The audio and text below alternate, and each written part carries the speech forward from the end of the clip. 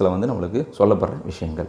So இப்போ இந்த PDV test வந்து நம்ம எதுக்கு பண்ணுறோம் அப்படின்றது ஒரு கிளாரிட்டி உங்களுக்கு வந்திருக்கும். அதாவது என்னென்னா வண்டிங்கை வந்து கூல் பண்ணுறதுக்கும் இன்னொன்று வந்து இன்சுலேட்டிங் மீடியமாக வந்து அந்த ஆயில் வந்து ஆக்ட் ஆகுது. ஸோ இந்த மாதிரி விஷயத்துக்காகலாம் வந்து பார்த்திங்கன்னா நம்ம வந்து ஆயில் வந்து யூஸ் பண்ணுறோம். இந்த ஆயிலோடைய பிடிவி டெஸ்ட் நீங்கள் எதுக்கு பண்ணுறோம் அப்படின்றது உங்களுக்கு தெரிஞ்சிருக்கும். ஏன்னா அப்போ தான் வந்து அந்த ஒரு குறிப்பிட்ட டைமில் மேபி ஏதாவது ஒரு இஷ்யூஸ் வந்ததுன்னா அந்த ஆயில் வித்ஸ்டாண்ட் பண்ணும். அப்படி இல்லைனா நம்மளுக்கு வந்து இஷ்யூஸை கிரியேட் பண்ணும். ஸோ அதனால் வந்து இந்த பிரேக் டவுன் வோல்டேஜ் டெஸ்ட் வந்து நீங்கள் வந்து ஃப்ரீக்வெண்ட் இன்டர்வலில் பண்ணி ஆகணும். பண்ணும்போது நீங்கள் வந்து ரொம்ப கவனிக்க வேண்டிய விஷயம் என்னென்னா அந்த டெஸ்ட். ஏன்னா அந்த டெஸ்ட் கிட்ட வந்து பார்த்திங்க அப்படின்னா உங்களுக்கு சப்போஸ் கண்டாமினேட் ஏதாவது அதிகமாக இருந்தது அப்படின்னா உங்களுக்கு ப்ராப்பரான அக்யூரஸியான வேல்யூ கிடைக்காது. ஸோ அக்யூரஸியான வேல்யூ வரணும்னா ஒரு 2-3 டைம் மாய்ச்சர் கண்டென்ட் இருக்கா இல்லையான்றதை டெஸ்ட் பண்ணிங்க. அதேமாதிரி வந்து பார்த்திங்க அப்படின்னா உங்களுக்கு அதில் வந்து ஒரு டைம் ஒரு 2 டைம்ஸ் வந்து ஃப்ளஷ் பண்ணிவிட்டு நீங்கள் அந்த டெஸ்ட்டை வந்து கேரி அவுட் பண்ணுங்கள்.